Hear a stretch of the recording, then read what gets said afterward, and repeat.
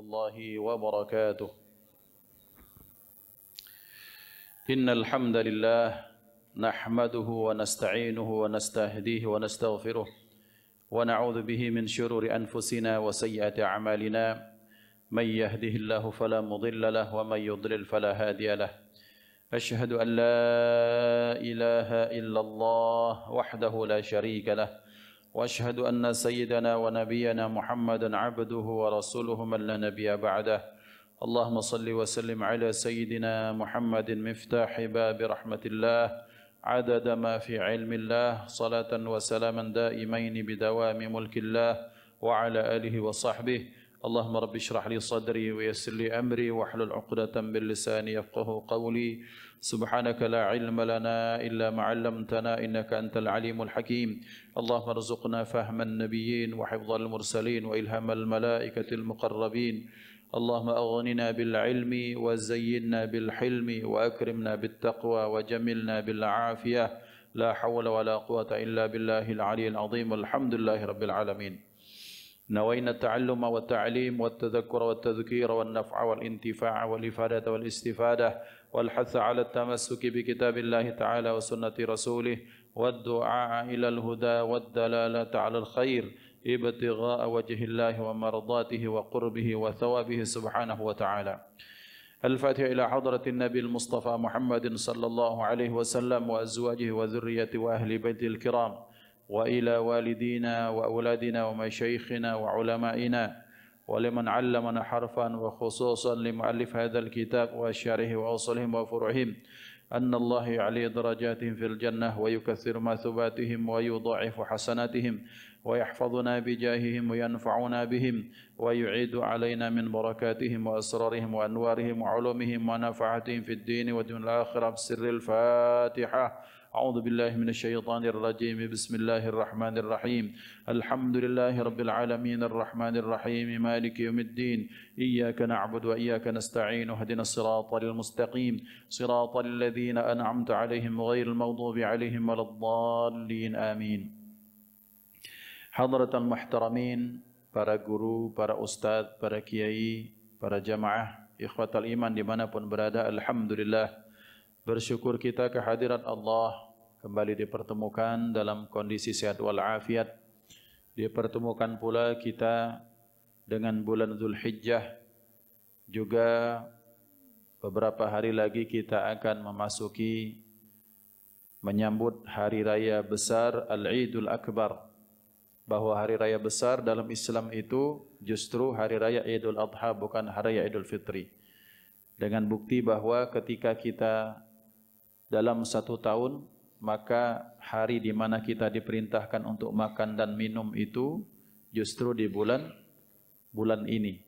4 hari ayyamut tasyrik, 3 hari ayyamut tasyrik, 1 hari hari raya, maka di situ kita diperintahkan untuk makan dan minum. Tetapi bagaimana fenomena di Indonesia? Nah, itulah keunikan Islam di Indonesia. Ya, pengalaman kami ketika masih di sana, ya memang Idul Fitri biasa aja. Justru Idul Adha yang Masya Allah luar biasa. Tapi ala kulli hal, bahwa kesemuanya merupakan syiar-syiar Allah Subhanahu wa Ta'ala.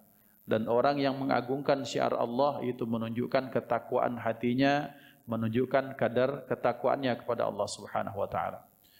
Bermohon juga mudah-mudahan jamaah kita, teman, handai taulan, kerabat yang berangkat haji diberikan sehat walafiat, diberikan kelancaran, dijadikan haji yang mabrur, kembali juga dalam posisi sehat selamat, dan mudah-mudahan kita yang hadir pun pada gilirannya Allah Subhanahu wa Ta'ala hadirkan di Mekah, Madinah, melaksanakan ibadah haji, berziarah kepada baginda Rasulullah sallallahu alaihi wasallam. Amin Allahumma amin. Salawat dan salam terlimpah ruah kepada baginda Nabi besar Sayyiduna wa Nabiyuna Muhammad sallallahu alaihi wasallam beserta keluarga, sahabat, pengikut sekalian. Amin Allahumma amin. Bapak-bapak, ibu-ibu yang dimuliakan Allah Subhanahu wa Ta'ala, yang telah kita bahas kemarin adalah 8 hal yang menjadikan hiasan bagi 8 hal yang lain.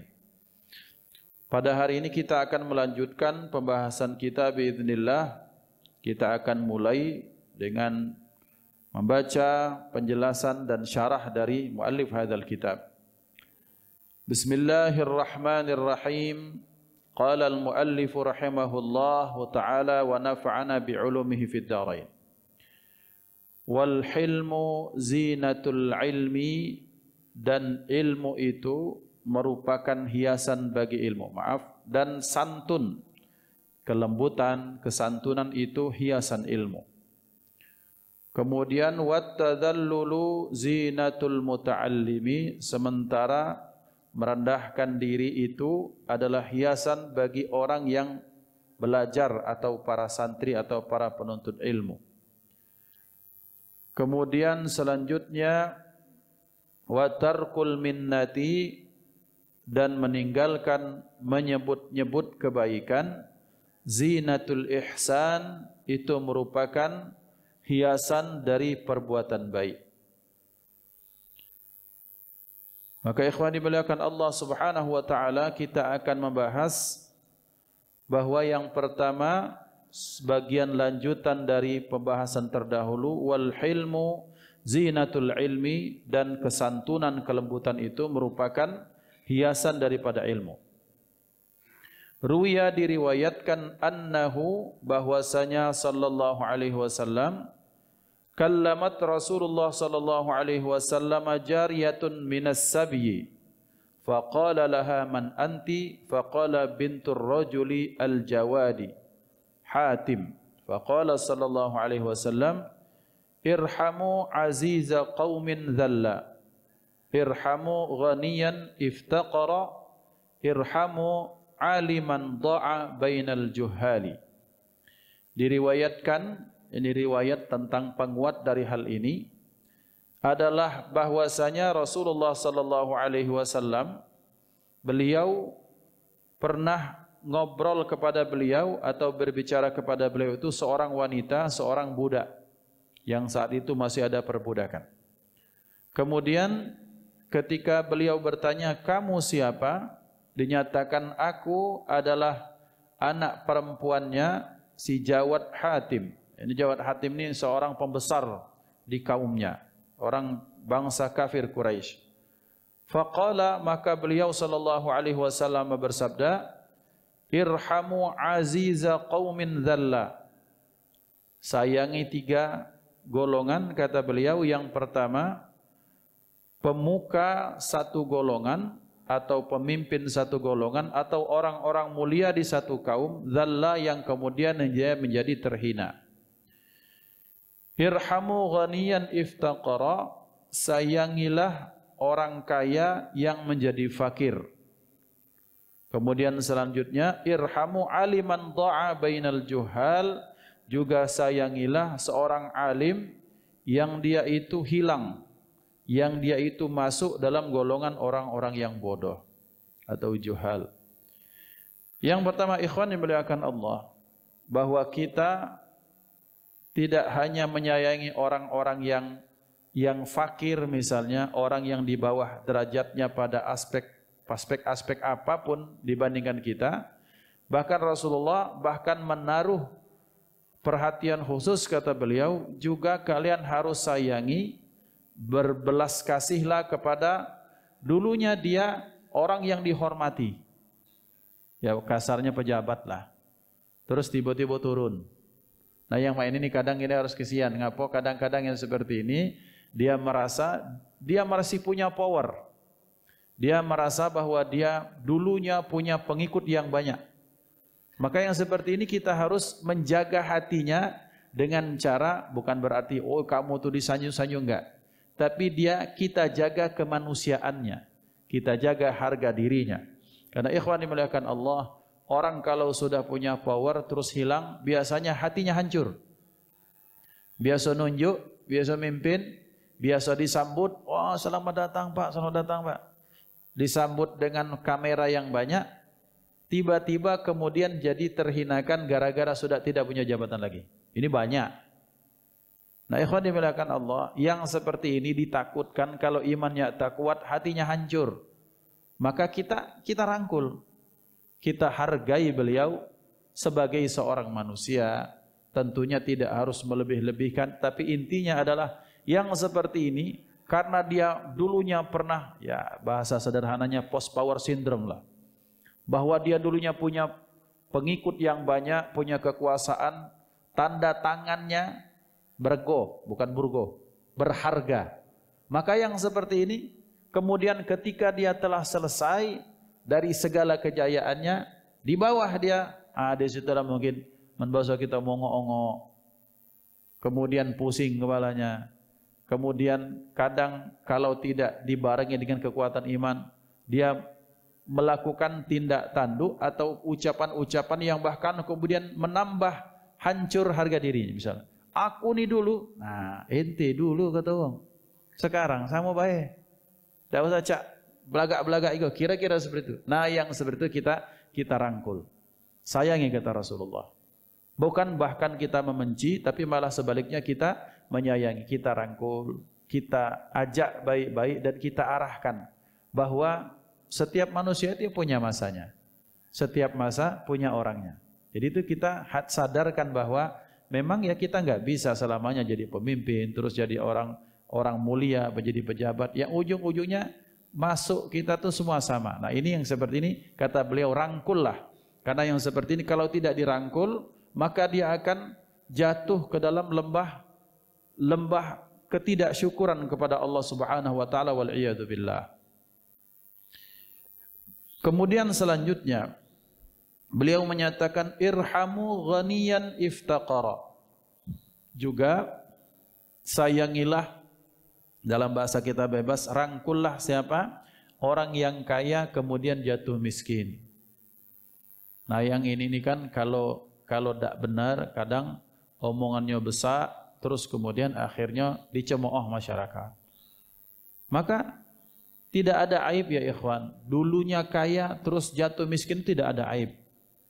Toh tidak ada orang yang pengen jadi fakir, itu enggak ada. Secara umum itu tidak ada. Pengen semuanya jadi kaya. Maka kita sabarkan dia, minimal kau tuh pernah sugih. Minimal kamu pernah punya apapun. Minimal, maka bersyukurlah kepada Allah SWT. Kita sayangi, kita rangkul, karena yang seperti ini kalau tidak, itu lagi-lagi dia akan, ya sudahlah, berarti aku supaya kembali kepada kekayaan terdahulu, kemudian memilih jalan yang salah. Nah ini yang salah juga orang sekitarnya yang tidak menyabarkan, tidak menyadarkan. Maka ikhwan dimuliakan Allah, yang seperti ini kita rangkul. Ada di sekitar kita. Dulunya Masya Allah. Maka sekarang, maka kita ajak baik-baik, kita ajak bersyukur kepada Allah, kita ajak nerima.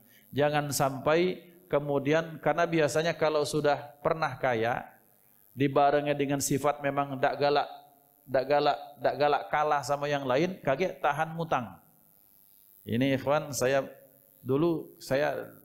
pecinta membaca roman. Dulu ada roman judulnya yang dikarang, kalau tidak salah, kalau tidak Amara Rusli atau Sultan Takdir al-Syahbana, menceritakan kita orang Palembang ini. Judulnya Dian yang Tak Kunjung Padam. Menceritakan ada orang yang dia bangsawan, kemudian dia akhirnya dia besak-pasak daripada tiang untuk menang ke gaya itu. Cak kita ini kan misalnya nak kemana cak, biasalah beli pala iwak untuk kucing di rumah. Ternyata untuk dia. Ketahuan kan malu. Ya sudah nggak mau bayar. Pengen makan kepala iwak, tidak masalah. Nah, ghaniyan qad iftaqara. Ini ya ikhwan, kalau tidak dibarengi dengan akhlak, dengan iman, maka berbahaya. Maka kita rangkul yang seperti ini supaya dia tidak jatuh kepada lembah kesalahan. Yang ketiga kata beliau, kemudian iftaqiru aliman dha'a bainal juhal. Kemudian sayangilah orang alim yang dia itu hilang di antara orang-orang yang awam. Apa makna hilang di sini? Dia tenggelam di tengah orang-orang awam. Yang cocoknya ini orang-orang awam ini galak ngatur loh, Pak. Nah ini bahaya. Bahwa adabnya orang awam itu kita mendengar alim. Adabnya alim mengajar dengan ikhlasillahi ta'ala, seperti itu. Maka sekarang takutnya yang alim nyari dunia, yang jahil, orang awam itu galak-galak ngatur ulama. Maka hancur dunia dan beserta isinya. Maka ikhwan dimuliakan Allah, kalau ada fatwa, ya sudah terima saja dari ulama. Ustadz tapi kami ini, nah, Tak pacak tapi cacak-pacak itu banyak. Menurut hadis ini Ustaz, ya sudah ente ngajar hadis, aku dengar. Nah itu. Bukan tak galak diskusi, Pak. Runtutannya panjang kakek kalau ya, ujung-ujungnya debat-debat kusir. Misalnya seperti ini, Ustaz, ngapolah kita di Indonesia ini. Lebaran Saudi tanggal sekian, kita nih tanggal sekian. Ya sudah melok ya, Pak. Syukuri saya sampaikan kepada orang sering bertanya, ngapo sampai berubah? Intinya mah ini, Pak. Orang awam tuh selamat di akhirat. Yang penting taat. Maksudnya Saudi lebaran Selasa. Kaget pasti ada yang bertanya ini insyaallah. Bakal ada yang bertanya pas makan kaget. Nah, Ustaz, lebaran ini kan kita nih kan di Saudi kan hari Rabu. Ngapo kita nih Kamis? Kalau anak tanya kan ditanya wong depan. Tapi Ustaz mak mana? Nah, kalau tapi ini tanyalah langsung sebagai orang awam, Pak. Di akhirat sekalipun kita salah berhari raya di hari Kamis misalnya, berpuasa kita hari Rabu, maka kita salahkan pemerintah, Pak. Aman, nyaman. Kalaupun kita azab, fulan bin fulan, Iqbal Harun ngapa itu ya Allah, ini bos-bos kami ini pocok-pocok itu yang kami dak kate ini sami'na wa ata'na. Sementara engkau ya Allah sudah menyatakan, wahai orang yang beriman, ati'ullah wa ati'ur rasul wa ulil amri minkum. Pemerintah kami ya Allah merupakan ulil amri. Selesai. Aman enggak, Pak? Aman. Tapi ini Ustaz, hadisnya mah ini, Saudi mah ini. Nah, ente lajulah bikin mazhab dewe, kaget di akhirat ditanya Allah, ente jawablah dewe. Selesai kan? Ya mah itu baik, sederhana Pak agama itu. Ketika kita punya ketaatan kepada ulil amri yang dalam hal ini adalah pemerintah, dalam hal ini adalah kemenak atau depak zaman dahulu, dalam hal ini orang-orang yang punya kuasa, otoritas di bidang fatwa memfatwakan ini, ya sudah kita melok. Itulah lemak jadi orang awam. Emang dikira jadi alim lemak? Tak lemak, Pak. Di akhirat banyak yang tanya, ngapa budak kampung ini salah? Ente disalahkan terus seperti itu. Kalau memang pengen ranah belajar hadis, belajar fatwa, ya belajar nian, jangan nanggung-nanggung. Belajar setetak inilah galak bahaya. Nah, ikhwan dimuliakan Allah, ini yang ingin kami sampaikan. Termasuk apa? Rasdul kiblah. Rasdul kiblah, arah kiblat. Ustadz, berdasarkan kemarin tuh ada lempengan bergeser, pecah tahu nian, Pak. Ini menurut Google Map, menurut GPS. Emang GPS bukan makhluk? Ya makhluk, ada pangko salah, Pak. Jadi aku tuh mah ini. Sekarang tak tanya, ente nurus ngebikin kiblat tuh menghubungi Kemenak tidak? Menghubungi, oke. Mana yang menjadi patokan Kemenak? Petugasnya itulah yang jadikan patokan. Tapi Ustadz, menurut GPS lah melenceng. Ya sudah, ente melok melenceng. Melencenglah kanan atau kiri. Tapi kemudian lanjut di akhirat kaget ente siap-siap berdialog dengan Allah. Kalau kita nih orang awam dari Kemenak, Pak, mana Pak? Kata Pak Kemenak, ini menurut kami sudah selesai. Kita serahkan kepada pemerintah. Karena keputusan pemerintah yuzilul khilaf akan menghilangkan perbedaan. Masalahnya di Indonesia ini ada yang merasa lebih punya otoritas dibandingkan pemerintah. Itu masalahnya. Nah ini kalau sudah seperti ini, mereka punya pandangan lain, kita hormati. Tapi Ahlus Sunnah wal Jamaah dalam hal ini mazhab Syafi'i menyatakan ketaatan kepada pemerintah itu harga mati. Kenapa? Allah, Rasulnya ulil amri. Allah punya utusan namanya Rasul. Rasul punya sebagai yang punya otoritas wewenang pada aspek pemerintahan dan keagamaan itu kan Rasul. Yang punya otoritas pada aspek pemerintahan itu yang dilanjutkan kepada ulil amri. Ulil amri ini ada pemerintah, ada ulama, dalam hal ini majelis ulama, dalam hal ini misalnya Kemenak, maka kita ikuti saja Kemenak. Tak galak melok, ya sudah, itu resiko masing-masing. Jadi mohon setelah ini tidak usah nak bertanya lagi. Ustadz ngapola neman yang bertanya ini. Pening kepala tak sudah Pak. Karena aku belajar ini, kata Ustadz ini, meloi Ustadz itu sudah selesai. Kata Ustaz ini, ente meloi sudah kaget di akhirat berkumpullah bersama Ustaz-Ustaz ini. Yang beliau siap menjelaskan kepada Allah. Itu keyakinan kita Ahlus Sunnah wal Jamaah. Jadi untuk dipahami bersama. Nah ikhwan fillah, Kalau kita ketemu seorang alim yang diatur-atur orang bodoh, ini kita kesian. Pecah, tak katik fungsi ilmunya. Ustaz, mak mana lah ya kalau kita. Dia sudah pak, melok. Nah ya ikhwan melakukan Allah. Maka dikatakan ini kita sudah dalam pembahasan 2 tahun yang lalu ini sudah. Bahwa 4 komponen beragama itu akan indah. Dunia dengan agama ini akan berjalan selaras. Kenapa? Salah satunya adalah wa madamal juhala lam yastakbiru amma lam ya'lamu. Selama orang-orang awam itu tidak sombong dengan apa yang mereka tak tahu. Dia tidak tahu perkara, baru belajar terjemah, kemudian ikut ini, ikut itu, kemudian langsung protes ustadz, ulama seperti itu. Kacau dunia Pak. Karena kenapa? Yang ini merasa dia punya ilmu, yang ini merasa punya ilmu. Contoh kecil.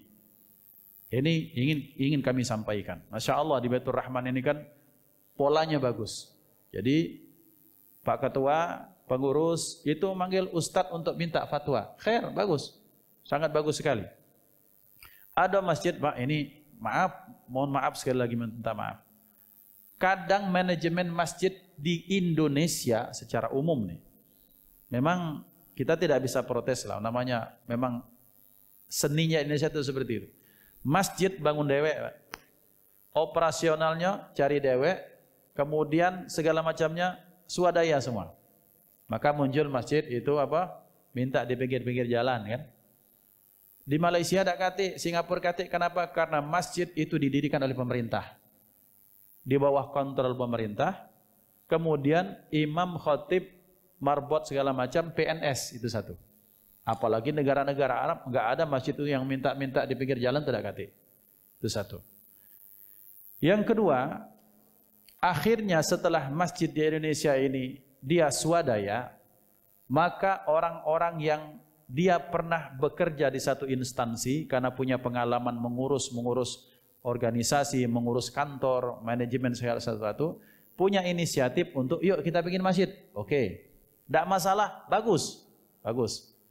Tapi kemudian muncul masalah baru. Kadang ketika mereka pengen bikin masjid, berantuk tuh belum sesuai dengan fikihnya, Pak.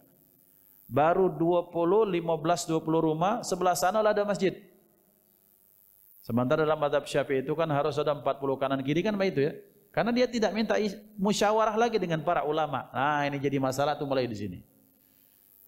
Kemudian setelah itu manajemennya masjid diatur oleh orang-orang yang tak paham dengan fikih. Contoh, nah ini masih masuk. Walaupun sudah mulai agak kejauhan. Antara shaf pertama dengan imam itu jangan jauh-jauh.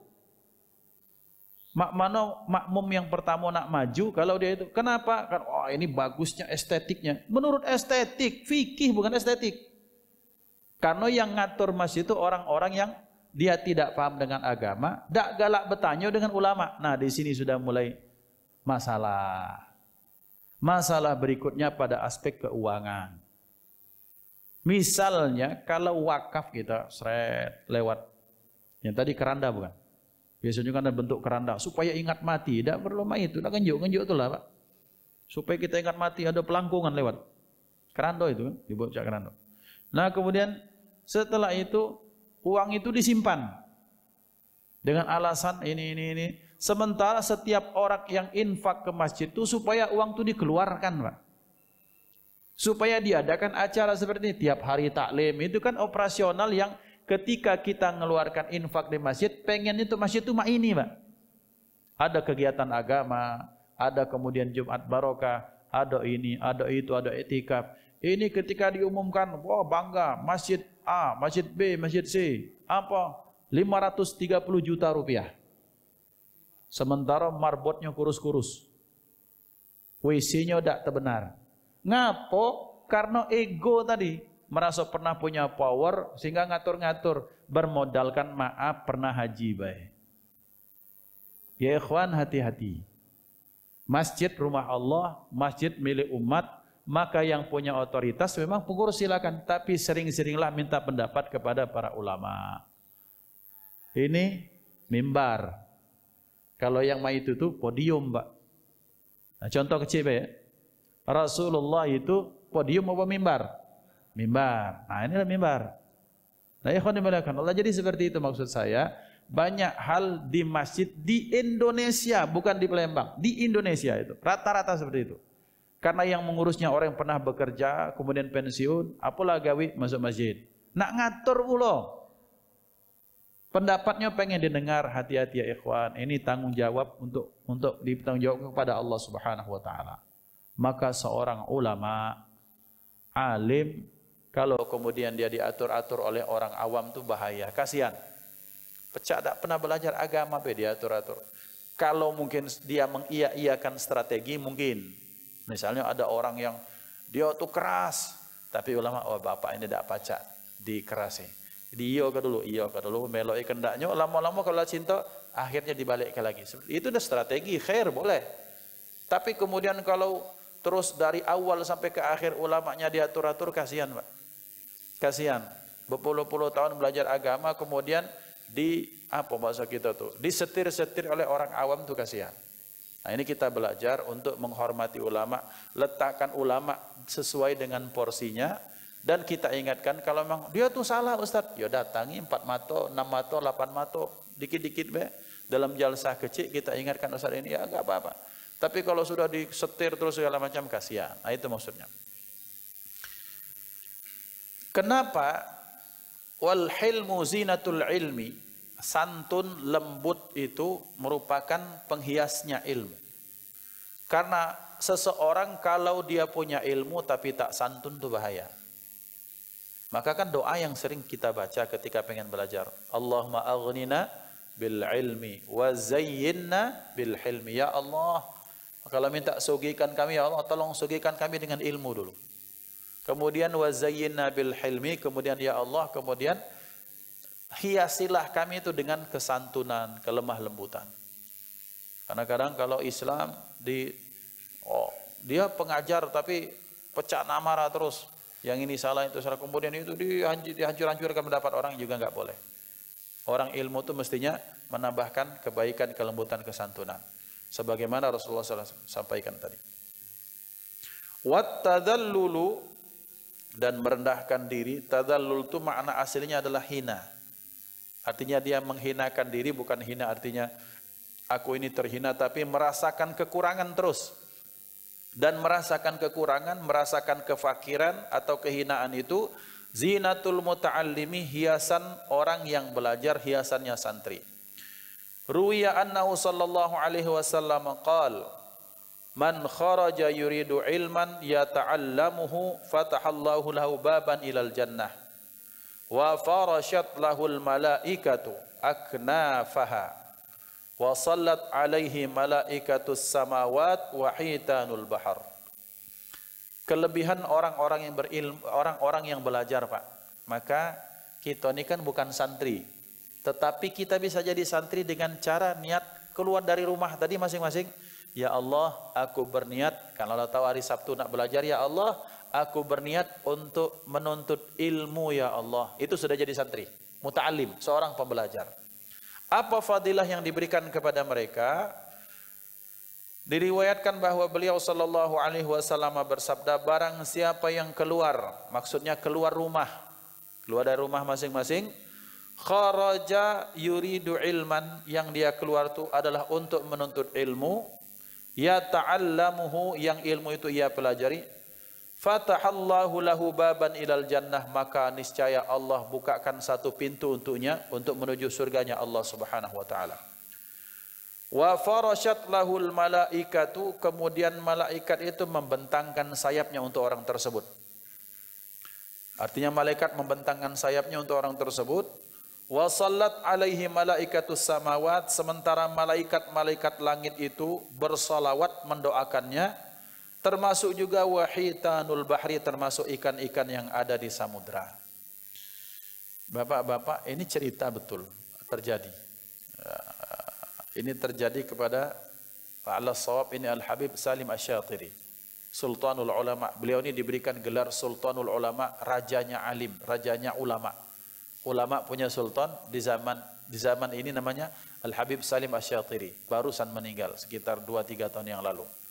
Dulu ada yang dikenal sebagai Sultanul Ulama, Sultanul Ilmi Izzuddin Abdus Salam. Sultannya ilmu itu Syekh atau Al-Alim Izzuddin Abdus Salam yang mengarang salah satu kitab namanya Syajaratul Ma'arif.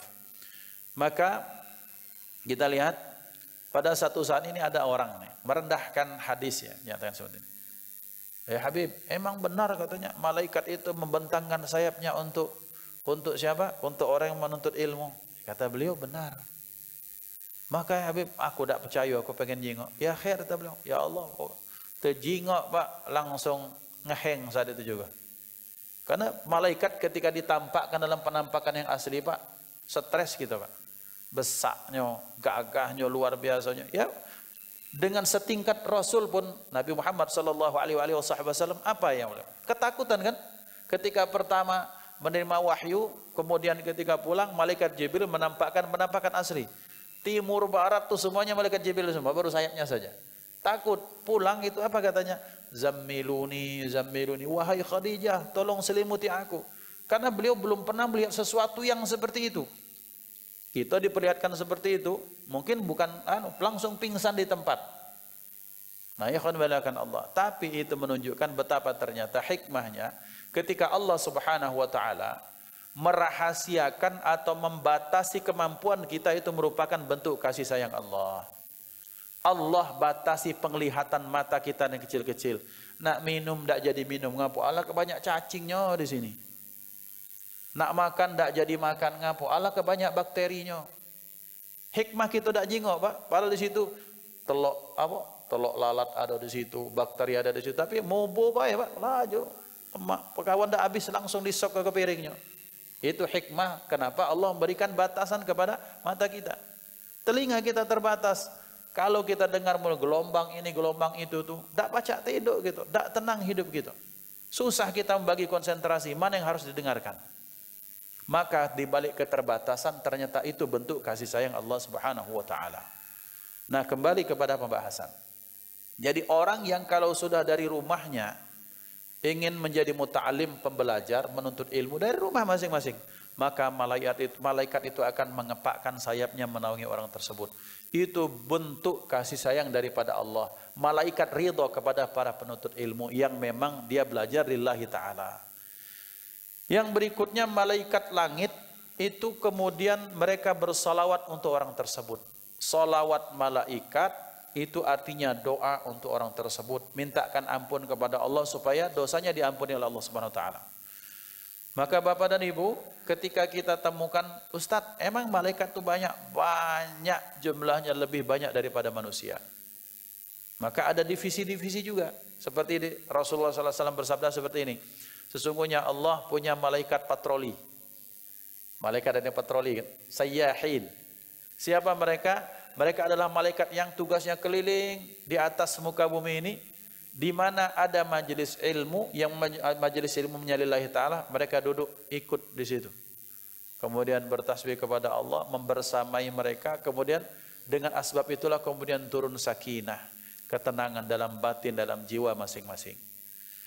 Apakah malaikat saja? Malaikat langit yang bersalawat hatta al-hitanu fil bahar, hatta sampai iwa yang ada di lautan, ikan-ikan yang ada di sungai pun bersalawat kepada para penuntut ilmu. Nah, percaya tak percaya Pak, memang ada. Zaman dulu 3-40 tahun yang lalu itu ada syarifah. Itu bahkan ngerti itu. Ada ikan yang ya Allah, ikan ini bersalawat, ikan ini berdoa. Betul Pak, Masya Allah. Di Palembang ini, Masya Allah, Palembang ini banyak berlian yang kita tak tahu. Yang dia tersimpan memang sengaja disimpankan Allah. Yang kalau kita tahu kisahnya itu luar biasa. Dan beliau-beliau bukan orang gila. Ini nanti bapak-bapak kalau ziarah ke Kambang Koci, ada namanya Syarifah Zainah binti Syahab. Syarifah Zainah binti Syahab ini, beliau tuh sehari baca suratul Ikhlas tuh 25.000 kali. Tak sampai ke kita baru hari ini sampai ceritanya. 25.000 kali suratul Ikhlas. Qul huwallahu ahad. Beliau sampai ngomong, kalau pacak beli waktu, ku beli dari ente katanya. Karena ilmu waktumu yang kosong tuh supaya aku bisa zikir kepada Allah banyak-banyak. Oh, itu makom beliau sangat tinggi Pak. Jadi saya dapat cerita ada seorang di Hadramaut, ada seorang Syekhah Sultanah. Syekhah Sultanah ini Orang yang setiap hari ketemu Rasulullah secara langsung. Maka di rumahnya itu sekampung tuh pasti penuh. Orang apa? Orang pengen bertanya kalau Rasulullah begini, tolong tanyakan. Maka dijawab. Nah, di Palembang ada Syarifah Zainab binti Syahab, agak cari di Kambang Koci. Bertabarruk kita berdoa kepada Allah. Bijahi al-awliya. Kira-kira seperti itu. Jadi banyak Pak orang soleh di Palembang ini. Kalau yang kejingoan banyak yang rusak nih, kita berharap yang tidak kejingoan yang baik itu jauh lebih banyak lagi. InsyaAllah. Amin. Allahumma amin. Kemudian selanjutnya, jadi maksudnya apa? Bahwa seorang muta'alim, seorang pembelajar itu harus merasakan dirinya hina, merasa dirinya bodoh, merasa dirinya kurang. Al-Imam Al-Ghazali menyatakan seperti ini. Ketika aku baru belajar, seolah-olah aku ini orang paling alim di dunia. Ketika tengah belajar, sudah banyak belajar, kemudian muncul sifat tawadhu. Artinya, oh ya aku ini masih banyak yang kurang. Aku bisa belajar bahasa Arab tapi tidak bisa sorof misalnya. Bisa bahasa sorof tidak bisa fikih. Kan ilmu Islam itu luas. Ilmu ini luas. Sama seperti ada orang yang sudah profesor doktor di bidangnya. Di bidang matematika dia merasa, aduh anggaplah saya ini punya ilmu pada bidang matematika, itu sedikit sekali. Itu sifat tawadhu. Karena orang kalau sudah semakin mendalami ilmu, semakin dia merasa apa? Merasa masih banyak kurang dan bodohnya. Aku ni iyalah matematika saya bisa, tapi biologi aku tidak tahu. Nah, itu kan sifat tawadhu namanya. Tapi orang kalau sudah pada puncak belajarnya, merasa tidak punya apa-apa. Dan rasa kata apa? Padahal sedang penuh itu ilmunya. Ya ikhwan yang dimuliakan Allah. Jadi kalau kita jenguk ada orang nak nyalakan wong baik, kitalah tahu di mana tingkatannya. Kan tingkatannya itu seperti tadi. Yang ini merasa dia sudah paling alim, baru belajar. Kalau sudah mulai asik belajar, sering belajar, maka dia merasa muncul sifat tawadhu. Tapi kalau dia dia teruskan itu, maka satu saja dia tidak punya apa-apa. Maka kami ulangi lagi. Kalau ada orang sering menyalahkan, kita lah tahu di mana levelnya. Tidak usah dibahas lagi. Tidak usah dilayani. Cukup kalau ente mak itu khair. Kita doakan sama-sama masuk surganya Allah SWT. Amin Allahumma amin. Selesai masalah. Kamis Ustaz berbu nih, masih balik lagi kan nanya. Pokoknya nak intinya rebu ya rebu, kalau nak kemis ya kemis. Masing-masing punya dalil. Nak aman lagi apa Pak? Tidak usah puasa. Aman. Sunnah. Kemudian selanjutnya watarkul minnati zinatul ihsan. Sementara kemudian tarkul minnah, meninggalkan apa bahasa kita ini bebangkilan. Bebangkilan itu apa? Nyebut-nyebut pemberian, nyebut-nyebut kebaikan. Kau ini dulu mendekati aku, tak kaca sama ini. Ah, itu kan buat itu. Kau terkenang tak? Kau lagi banyak utang dulu. Aku inilah cek yang nolong kau tuh. Ente waktu banyak utang didatangi polisi dulu. Aku nak ngawinin kau masuk obak itu nah. Yo apa fungsinya? Terus ketika kita sudah melakukan kebaikan diungkit-ungkit itu Pak. Kata orang Arab seperti ada anjing yang muntah dijilat balik lagi, naudzubillah. Bahasa kita galak buruk sikuan wong main. Ya sudahlah ya ikhwan, kalau sudah berbuat baik ngapain kita harus ungkit-ungkit? Toh ketika kita berbuat baik, toh hakikatnya bukan punya kita. Oh merasa kita punya uang, dari mana? Dari gawe, dari ini. Begawe itu Allah yang bikin kita sehat. Allah yang memudahkan dan lancarkan kita. Terus kalau kita merasa, kamu dulu kalau aku tanda tangan KTBLC ini, kalau tidak baca naik jadi pegawai apa. Ya ngapain juga jabatan kok dari Allah tuh, terus kita banggakan. Maka orang yang sering mengungkit-ungkit kebaikan, satu, dia akan menghapuskan pahalanya. Yang kedua yang lebih berbahaya, ini orang merasa bahwa dia punya andil dalam kebaikan tersebut, padahal semuanya la haula wala quwwata illa billah. Cukup, tidak usahlah. Kalau kita rasa pengen nak nyebut kebaikan tuh istighfar. Ya Allah malunya. Allah pun tidak pernah mengungkit-ungkit kebaikan kepada kita. Jadi ikhwan yang dimuliakan Allah, sudahlah malu sama Allah bahwa Allah tuh sudah sangat maha baik.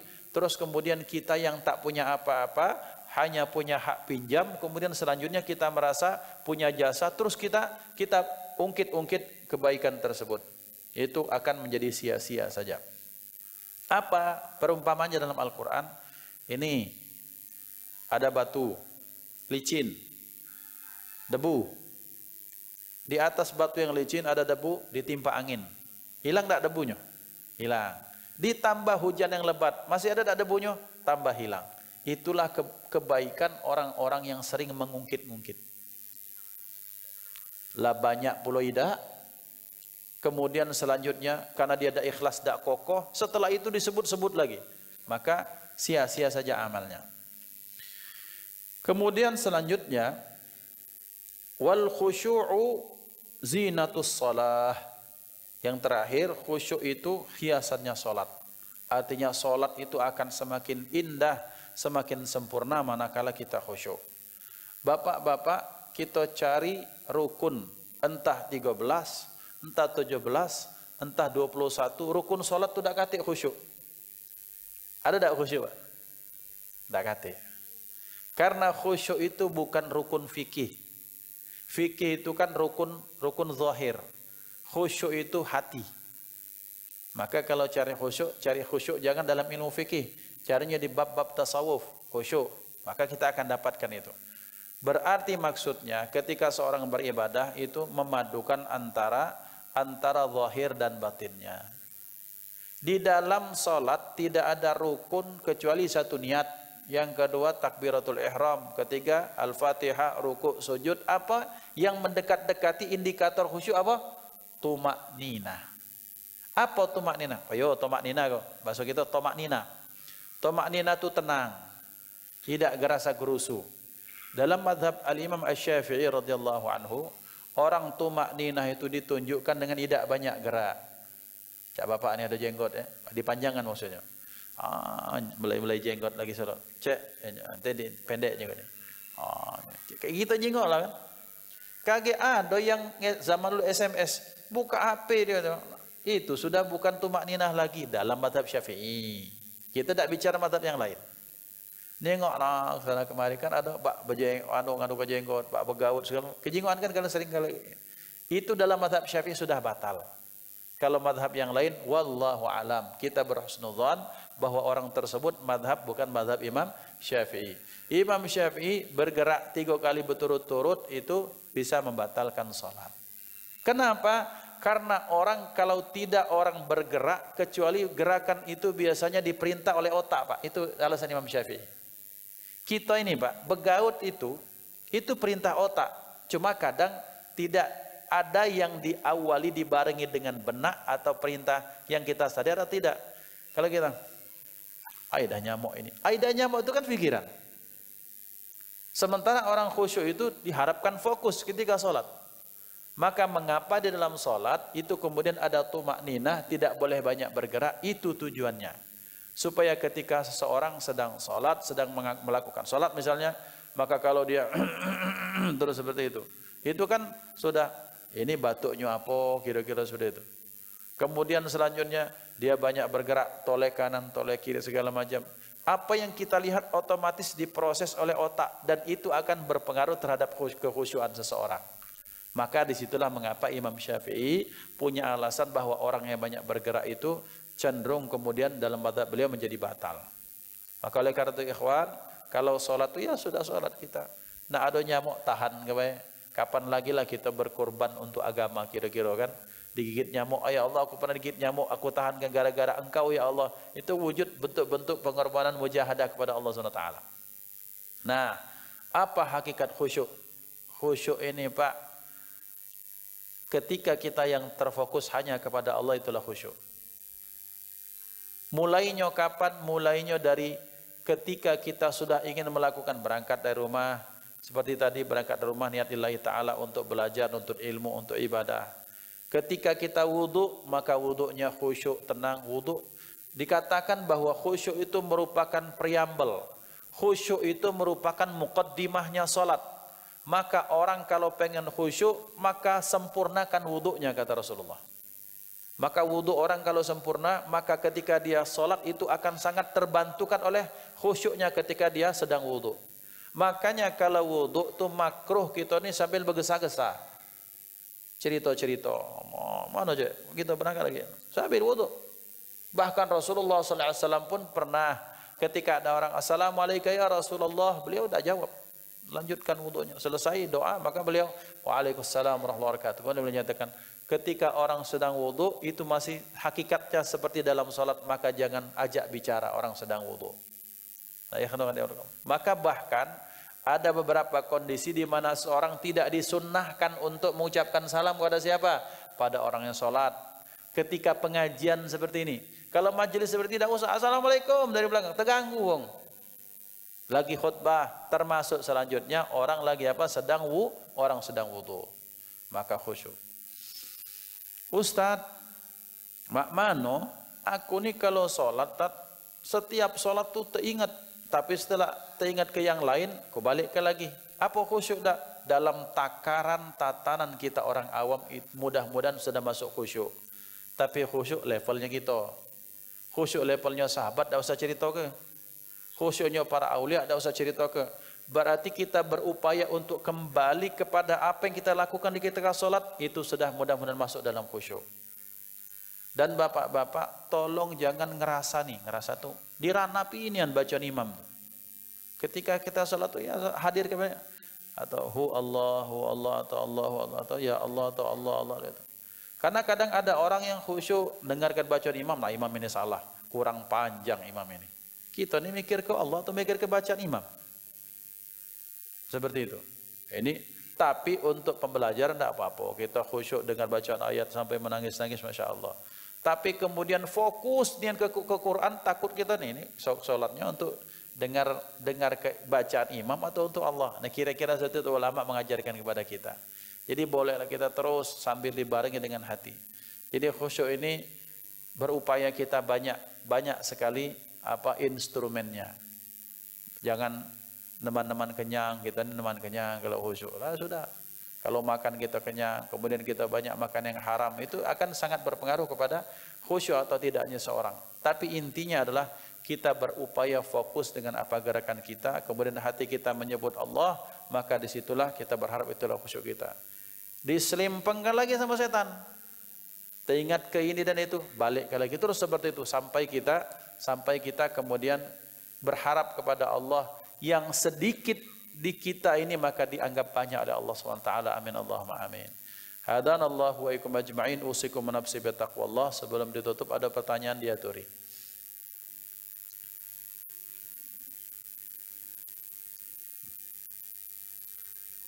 Ya silakan.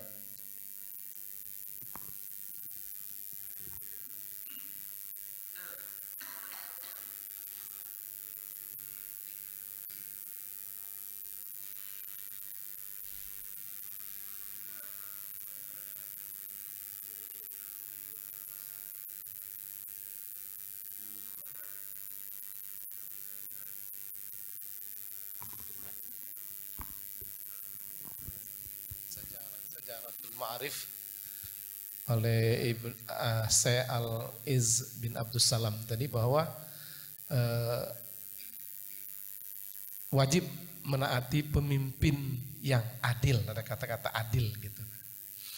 Nah, patokan adil itu seperti apa Pak Ustadz, pemimpin yang adil itu? Yang kedua, yang ketiga, kalau seandainya kita meyakini pemimpin itu zolim misalnya, boleh nggak kita tidak patuh? Terima kasih. Assalamualaikum warahmatullahi wabarakatuh. Waalaikumsalam warahmatullahi wabarakatuh. Yang pertama tidak kedengaran Pak. 3 pertanyaan kan?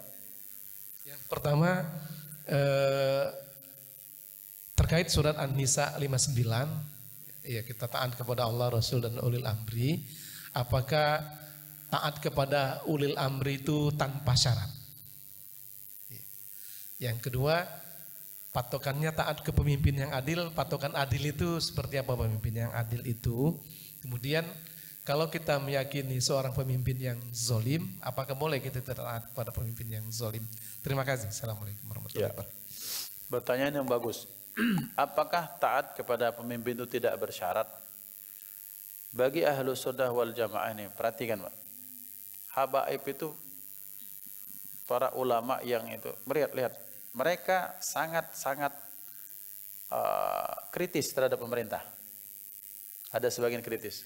Tapi apakah kemudian mereka memisahkan diri? Kan enggak. Artinya kita boleh bersuara, kita boleh mengingatkan, tapi setelah ternyata tetap seperti itu, ya sudah taati. Sama seperti yang cerita kemarin, ada orang yang cerita, bagaimana saya Ustaz, pokoknya saya harus begitu. Saya bilang, ya silahkan kamu. Rasdul kiblah itu yang sudah ditetapkan depak, menurut orang ini salah.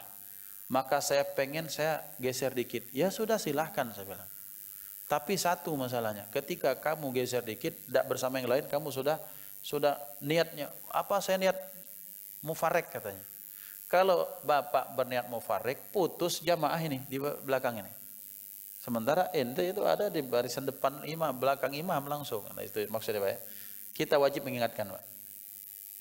Wajib mengingatkan itu hadis yang barang siapa melihat kemungkaran, hendaklah dia rubah dengan tangannya, atau dengan omongannya, atau dengan hatinya, dan itu adalah iman yang paling lemah. Itu satu bagi yang dengan tangan iblis sultah, itu dengan kekuasaan. Makanya mengapa orang Islam harus masuk dalam ranah kepemimpinan. Politik, wajib masuk politik supaya kita bisa mewarnai.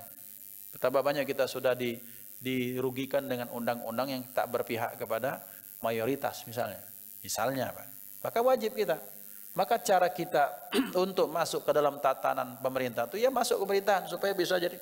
Dan alhamdulillah kalau di negara demokrasi itu bisa. Kalau kita mau masuk ke pemerintahan langsung dipancung gitu. Di Saudi itu orang dibikin banyak orang buta huruf Pak. Buta huruf sangat tinggi. Kenapa? Kalau orang banyak pintar goyang kekuasaan Pak.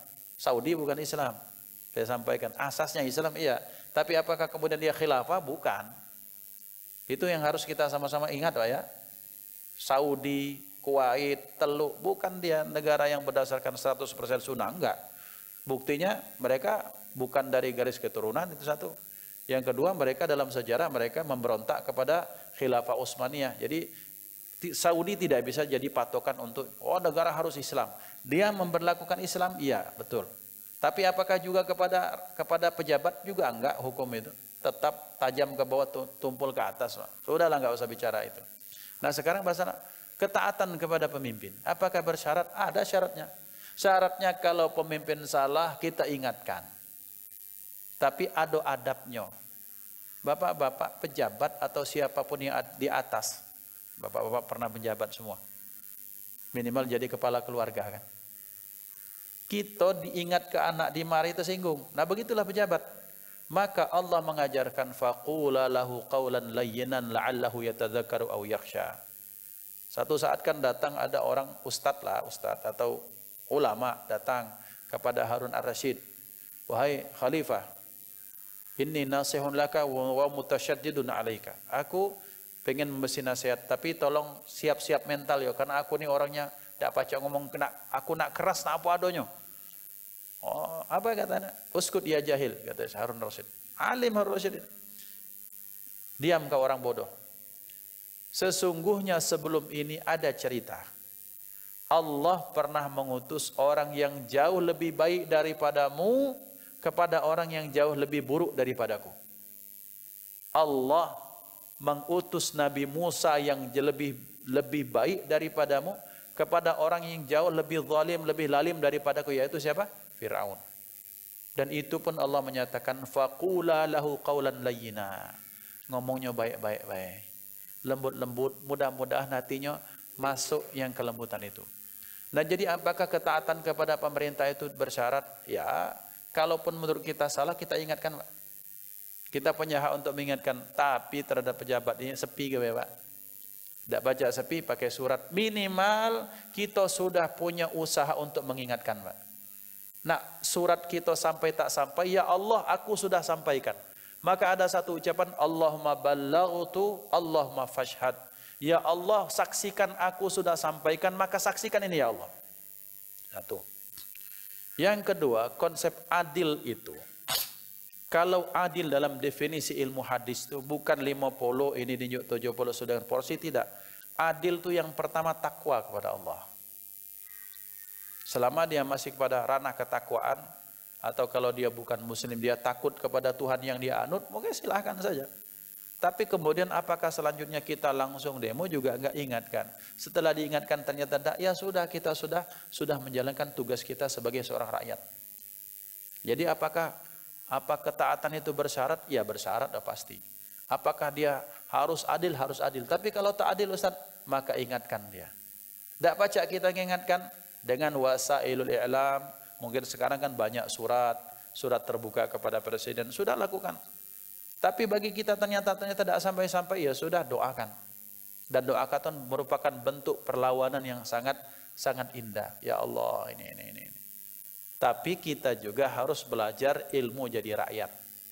Sebagai pemimpin harus punya ilmu, menjadi rakyat juga punya ilmunya. Seperti yang sering kami sampaikan, jadi imam itu harus ada ilmunya, jadi makmum pun harus ada ilmunya, Pak. Jadi makmum kata ilmu, kacau jamaah ini. Yang di depan budak kecil, kalau misalnya itu kan makmum enggak punya ilmu. Jadi hatta kepada hal yang kita tak pernah anggap itu Islam sudah mengatur harus punya aturan. Jadi kepada misalnya taat kepada Allah, Rasul dan ulil amri. Siapa sih ulil amri? Ulil amri adalah orang yang secara aklamasi, Pak, dipilih, disepakati oleh kaum di tempat tersebut.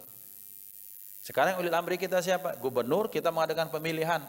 Kata kita Ustaz dak Islami, yaitu urusan ente memahami Islam atau tidak.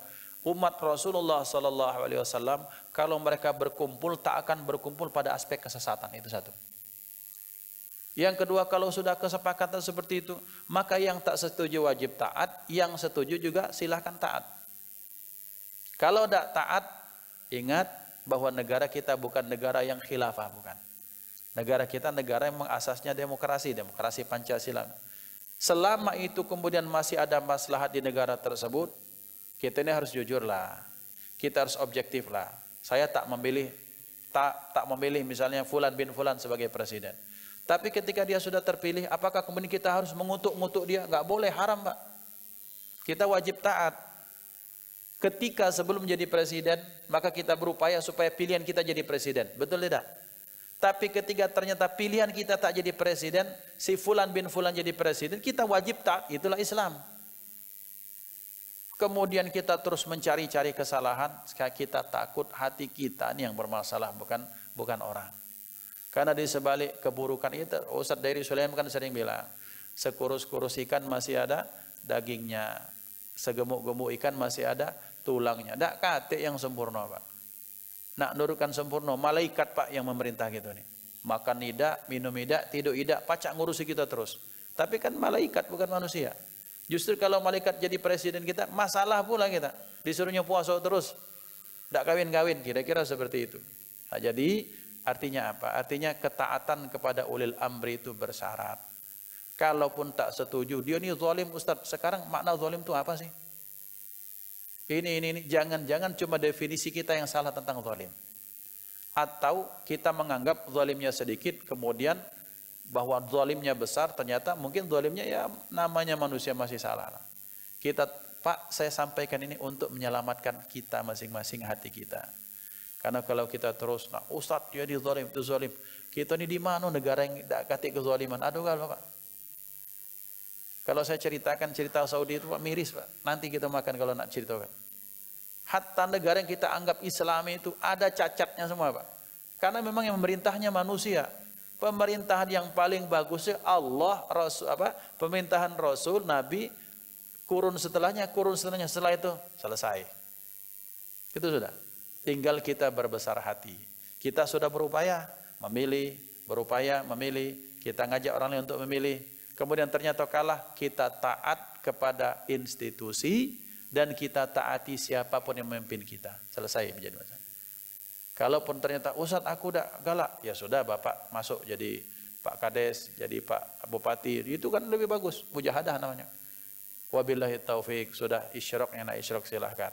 Kaki kita lanjutkan lagi Pak ya, ketika sambil ngobrol-ngobrol, yang nak isyrok tafadhalu, kita tutup dengan kafaratul majlis. Subhanallah bihamdihi, subhanakallah bihamdika, asyhadu an la ilaha illa anta astaghfiruka wa atubu ilaik. Wassalamualaikum warahmatullahi wabarakatuh.